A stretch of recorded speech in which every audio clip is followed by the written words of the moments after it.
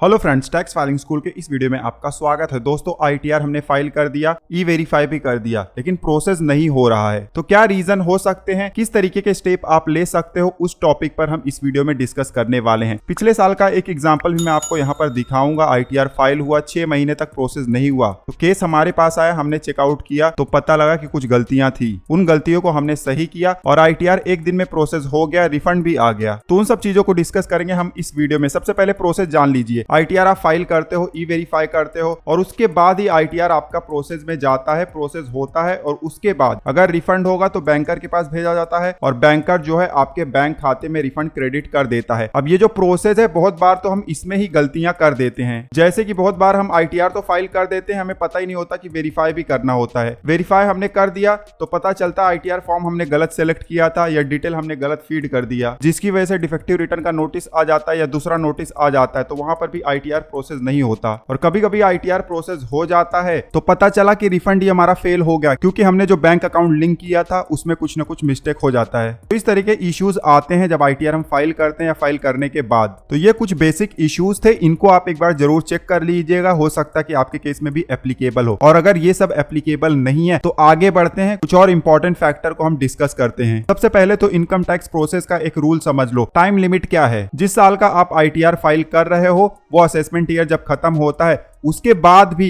9 महीने का समय होता है इनकम टैक्स डिपार्टमेंट के पास आपका आईटीआर प्रोसेस करने के लिए। मतलब इनकम टैक्स डिपार्टमेंट के पास बहुत सारा समय होता है, बट रियलिटी में इनकम टैक्स डिपार्टमेंट इतना समय नहीं लेता है। जैसे कि हम सबको पता है, आईटीआर एक दिन में भी प्रोसेस होता है और कभी कभी लंबा समय भी लग जाता है। डिपेंड करता है बहुत सारे फैक्टर के ऊपर। कौन से फैक्टर हैं उनको हम जान लेते हैं। अब यहाँ पर देख सकते हो, हमने बहुत सारे फैक्टर नोट डाउन करके रखे हैं। इनमें से कुछ ऐसे हैं जो कि आपके कंट्रोल में हैं और कुछ ऐसे फैक्टर भी हैं जो आपके कंट्रोल में नहीं है। टोटली इनकम टैक्स डिपार्टमेंट के ऊपर डिपेंड करता है। अब जो हमारे कंट्रोल में है, सबसे पहले हम उसको डिस्कस कर लेते हैं। एआईएस और 26AS सबसे इंपॉर्टेंट पॉइंट है। अगर आपका आईटीआर डिले हो रहा है तो एआईएस और 26AS ही कल्प्रिट हो सकते हैं। पहले मैं आपको एक एग्जांपल दिखाता हूं। असेसमेंट ईयर 2023-24 में एक आईटीआर फाइल हुआ, 28 जुलाई 2023 को फाइल हुआ और उसी दिन ई वेरीफाई भी हो गया। आप देख सकते हो ओरिजिनल रिटर्न है और आईटीआर 3 फॉर्म है, जिसको ज्यादा समय लगता है प्रोसेस होने में। लगभग 6 महीने हो गए और ये आईटीआर प्रोसेस नहीं हुआ। उसके बाद ये केस हमारे पास आया, हमने चेकआउट किया तो हमें पता चला कि जो आईटीआर फाइल किया गया था और एआईएस में डिफरेंस था। आईटीआर जब फाइल किया गया था तब सेम टू सेम मैच हो रहा था एआईएस से, लेकिन बाद में आगे चलकर एआईएस अपने आप अपडेट हो गया, जिसकी वजह से आईटीआर प्रोसेस ही नहीं हो रहा था। उन सब चीजों को हमने एनालाइज किया और उसके बाद हमने रिवाइज रिटर्न फाइल किया। अब रिवाइज आईटीआर किस तरीके से प्रोसेस हुआ, जल्दी से मैं आपको दिखा देता हूँ, आप शॉक हो जाओगे। देखिए, इनकम टैक्स रिटर्न फाइल करने का जो आखिरी डेट था, उस दिन हमने आईटीआर को फाइल किया और उसके बाद उसी दिन हमने ई वेरीफाई भी कर दिया। यहाँ पर हमें एक मैसेज भी दिखाई देता है कि जो ओरिजिनल रिटर्न जो कि अंडर प्रोसेसिंग है, मतलब लगभग 5-6 महीने हो गए, आईटीआर ओरिजिनल वाला प्रोसेस अभी तक नहीं हुआ था। अब उसको कंसीडर नहीं किया जाएगा, रिवाइज रिटर्न को प्रोसेस के लिए लिया जाएगा। उसके बाद ऊपर जाएंगे तो देखिए 31 दिसंबर को ही आईटीआर प्रोसेस हो गया है, रिफंड ड्यू है और फाइनली जनवरी 1, 2024 को रिफंड हमारे बैंक खाते में भेज दिया गया। तो जिस दिन हमने आईटीआर फाइल किया उसी दिन प्रोसेस हो गया और नेक्स्ट डे रिफंड हमारे बैंक में भेज भी दिया गया। तो इनकेस आपको अगर काफी ज्यादा समय हो गया है, आईटीआर प्रोसेस नहीं हो रहा है, तो जो आईटीआर आपने फाइल किया हुआ था